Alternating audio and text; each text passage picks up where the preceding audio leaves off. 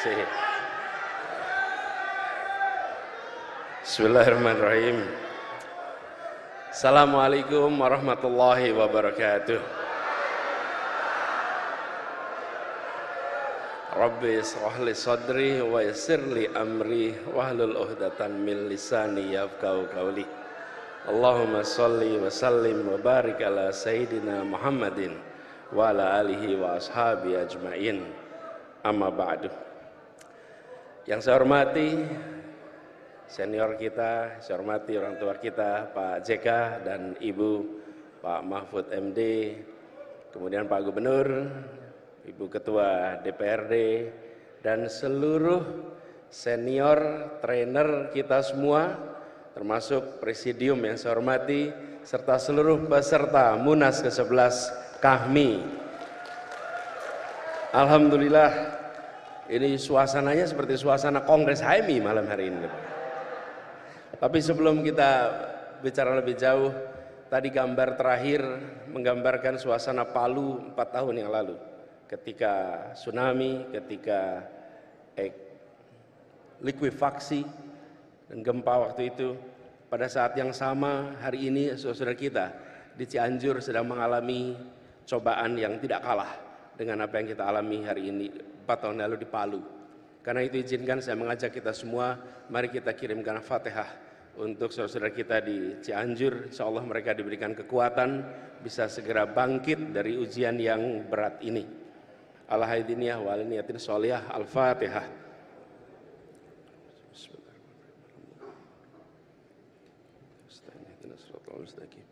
Shiratal ladzina an'amta 'alaihim ghairil maghdubi 'alaihim waladdallin. Amin. Terima kasih. Kanda, Yunda, dan seluruh peserta Munas yang saya hormati, meneruskan tadi yang disampaikan oleh Pak JK, Ketua Majelis Etik, ketika berbicara tentang HMI, KAHMI, lintas generasi, memang ada sebuah ikatan persaudaraan yang luar biasa kuat. Dan ini dibangun oleh semangat ketika masih mahasiswa, bekerja memikirkan bukan saja tentang dirinya, bukan saja tentang masa depannya, tapi tentang bangsanya, tentang negerinya, dan tentang umatnya. Jadi tadi sampaikan Pak JK, dan benar Pak JK, kita semua mengalami, apalagi yang di Jakarta, panggilan Kanda itu di mana-mana. Sering sekali Kanda, dan kita mengalami Pak JK, saya juga sering ngalamin. Adik-adik kita sering datang ke Jakarta, kalau saya karena dari Jogja, banyak dari Jogja datang, mampir. Dan kalau sudah mampir, ngobrol agak panjang, saya ingat biasanya beberapa kali, dan sering ada pengalaman unik.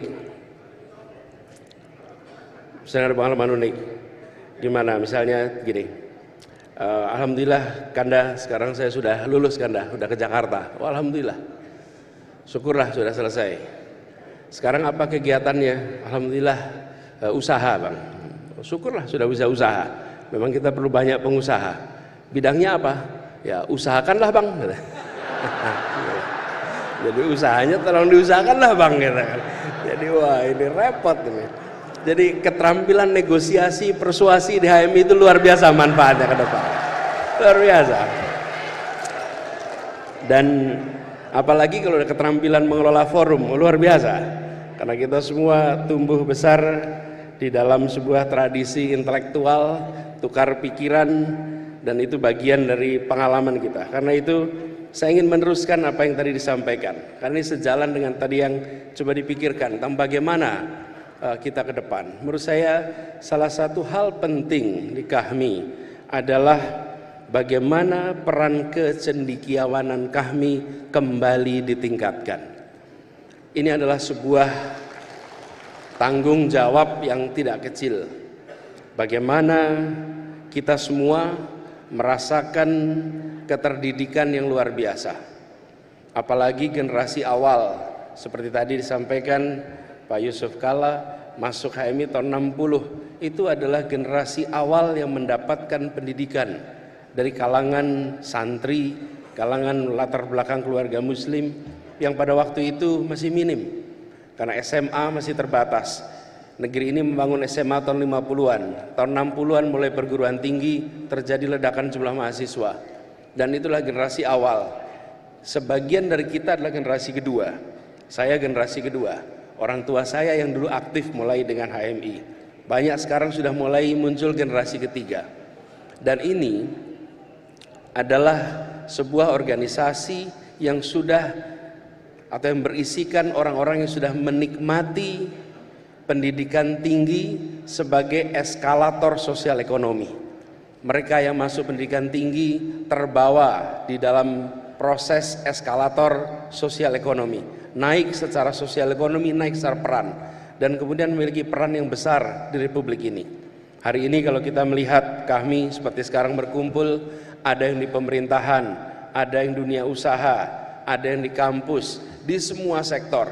Dan barangkali tidak ada organisasi alumni gerakan mahasiswa yang memiliki jumlah doktor sebanyak kami, yang memiliki jumlah profesor sebanyak kami, yang memiliki pengusaha sebanyak kami, yang juga memiliki birokrat sebanyak kami, termasuk menteri sebanyak kami.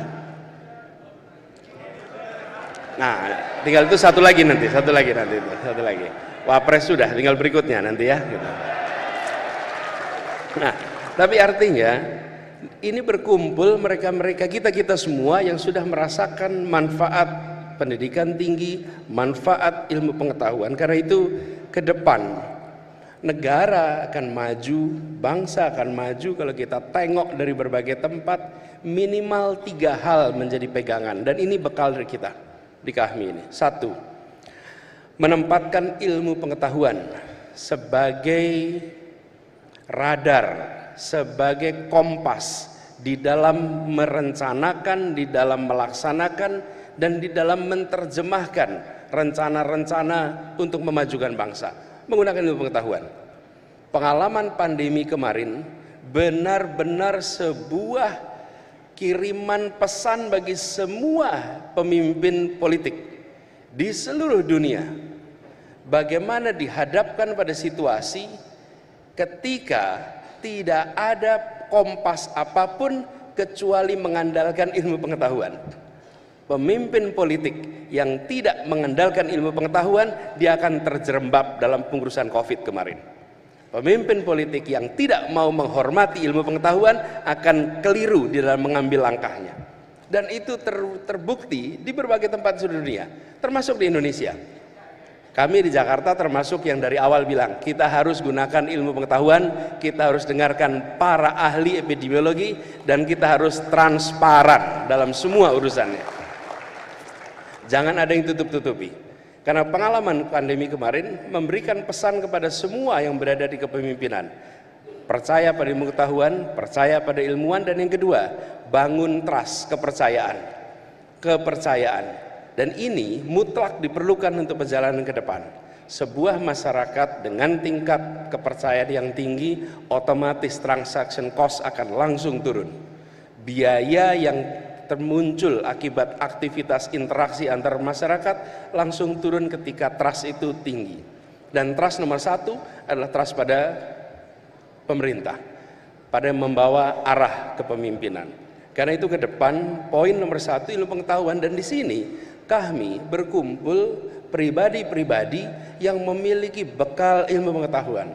Apalagi bila diteruskan ilmu pengetahuan yang diwujudkan dalam inovasi, pemanfaatan ilmu untuk terobosan-terobosan yang memberikan manfaat bagi masyarakat.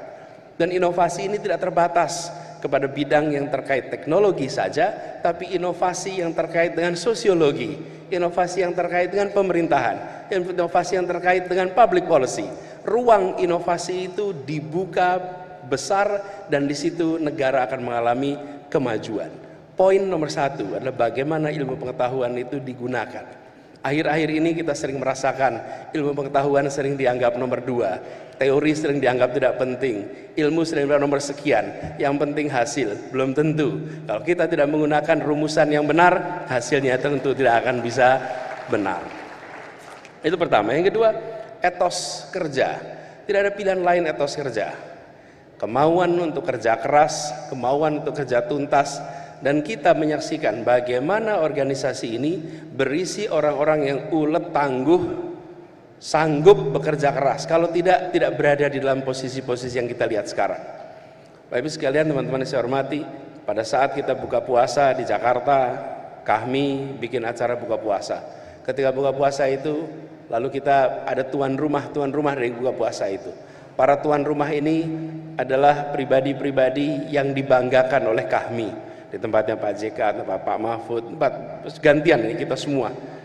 Mereka ini berada di dalam pusat-pusatnya Jakarta.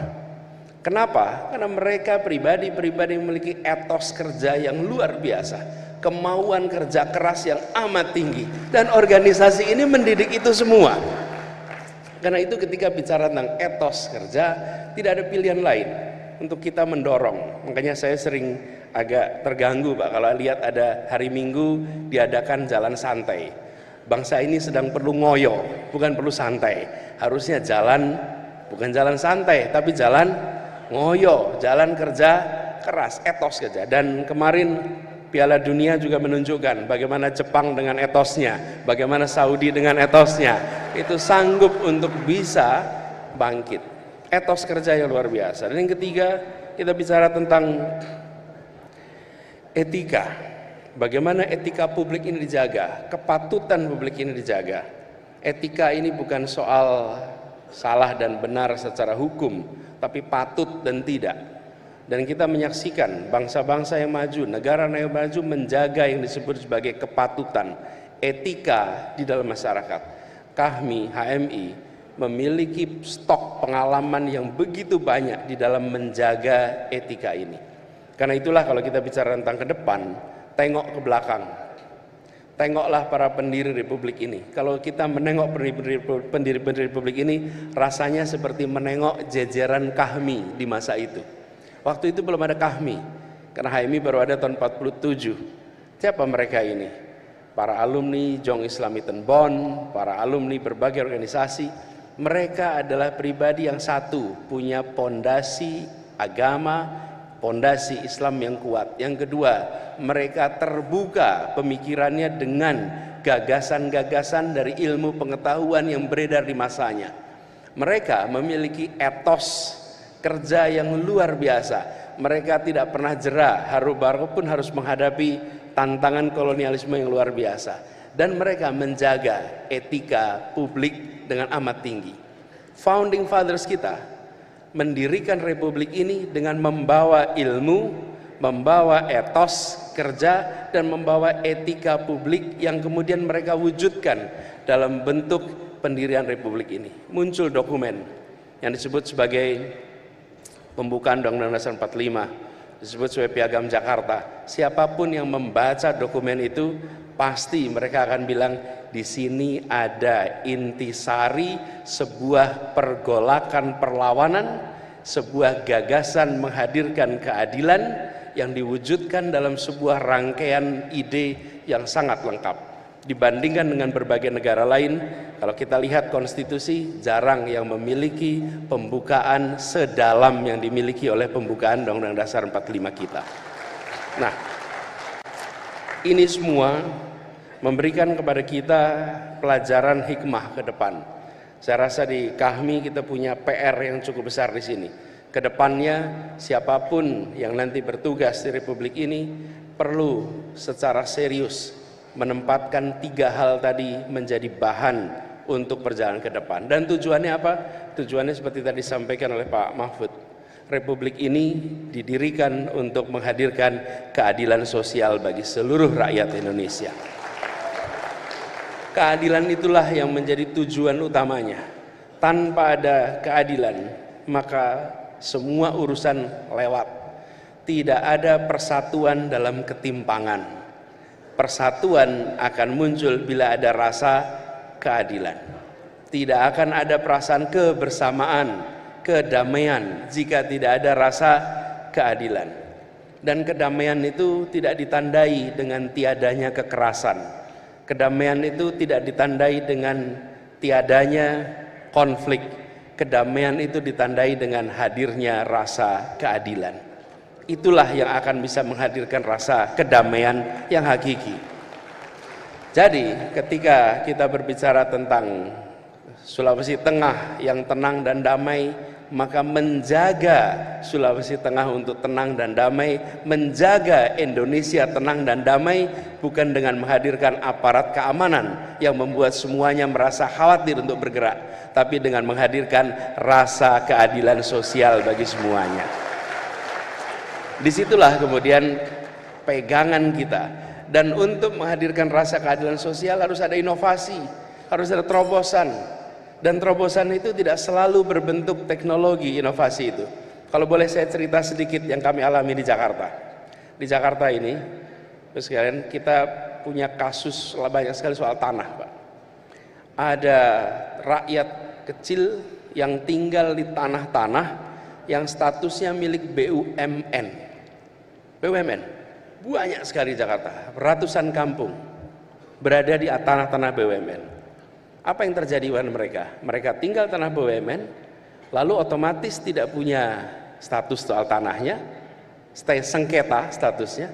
Di sisi lain, mereka tidak punya IMB, karena tidak punya IMB tidak bisa masuk listrik, tidak bisa masuk air, tidak masuk izin usaha dan lain-lain. Kita dalam situasi menyaksikan ini ada sesuatu yang salah. Apakah BUMN tanahnya di situ beli dari rakyat? Tidak. BUMN ini tanahnya dapat dari perusahaan milik Belanda yang dinasionalisasi. Perusahaan milik Belanda dapat tanah dari mana? Ya mereka datang digarisin saja tanah itu, dijadikan ini sebagai milik perusahaan Belanda. Tapi pencatatannya dipindahkan menjadi pencatatan aset milik BUMN. Kami di Pemprov dalam situasi begini, ini didiamkan tidak akan pernah selesai. Lalu kita bicara inovasi. Inovasi bukan dalam inovasi teknologi, tapi inovasi policy. Apa yang dilakukan? Kita buatkan yang namanya IMB kolektif. 1 RT, 1 IMB. Belum pernah ada di Indonesia itu. 1 RT, 1 RW, 1 IMB. Nah ada. Tapi dengan 1 IMB itu, kita katakan bahwa urusan status tanah biarlah diselesaikan di pengadilan, tapi jangan sampai mereka yang kecil tidak punya IMB sehingga tidak punya listrik, tidak punya air minum, tidak punya akses untuk kredit, tidak punya akses kepada perbankan izin usaha, tidak bisa. Begitu dapat IMB, langsung mereka dapat semua kesempatan yang setara dengan yang lain. Kenapa inovasi itu dilakukan? Karena kita melihat di kota itu yang besar tambah besar, tapi yang kecil berdekade-dekade tetap kecil. Tugas negara hadir untuk memberikan terobosan agar yang kecil tumbuh menjadi besar dan yang besar tetap bisa besar. Jadi saya ingin sampaikan bahwa inovasi itu banyak ruangnya, dan ketika keadilan sosial itu ada di dalam benak kita, dan dalam setiap urusan kita tempelkan apakah keadilan sosial muncul di dalam urusan ini, apakah keadilan sosial muncul dalam urusan ini. Kami khawatir bila itu tidak dikerjakan, maka keadilan sosial itu aja menjadi teks yang dibaca berulang-ulang setiap upacara, tapi tidak diwujudkan dalam keseharian pengambilan keputusan. Nah, inilah sebabnya kita ikhtiarkan sama-sama. Jadi kami berharap mudah-mudahan di KAHMI ini ada keseriusan kita untuk meningkatkan peran kecendekiawanannya, menunjukkan etos kerjanya yang tinggi dan etika publik yang tinggi. Dan ketika sampai pada etika publik, ini adalah sebuah munas. Di munas ini berkumpul semua unsur. Saya rasa hanya ada HMI yang di seluruh partai ada HMI-nya, di seluruh bidang ada HMI-nya. Dan ketika berkumpul latar belakangnya boleh beda-beda. Dan latar belakang tidak bisa dipersatukan, tapi semua berkumpul untuk kemajuan KAHMI, untuk kontribusi KAHMI bagi Indonesia dan bagi umat Islam. Karena itu insya Allah nanti ini akan menjadi contoh bagaimana sebuah munas dengan bercirikan akhlak yang mulia, bagaimana perbedaan pandangan dibicarakan dengan kematangan, bagaimana tukar pikiran itu terjadi, dan bagaimana lawan debat adalah teman berpikir. Bagaimana kita menunjukkan KAHMI bisa jadi contoh di antara munas-munas lain yang akhir-akhir ini muncul dengan kekerasan. Dan kita bisa tunjukkan bahwa ke depannya HMI bisa bersatu. Insya Allah dengan kami bersatu kita akan bisa bawa agenda-agenda besar untuk Republik ini. Kita bisa sama-sama makin solid untuk memajukan Republik ini. Dan bila kami sudah berbaris, bila soft kami sudah rapi, rasanya semua urusan akan bisa diselesaikan dengan baik kalau kami. Dan semoga dengan Munas ini nanti tuntas, kepemimpinan baru mencerminkan variasi yang lengkap yang ada di kami. Variasi yang komplit, karena kami memiliki begitu banyak unsur perannya. Dan harapannya, seperti tadi disampaikan, insya Allah momentum perubahan yang mungkin akan kita saksikan sama-sama, di situ kami bisa memberikan kontribusi untuk semuanya. Itu saja dari saya, kurang lebih mohon dimaafkan. Terima kasih. Assalamualaikum.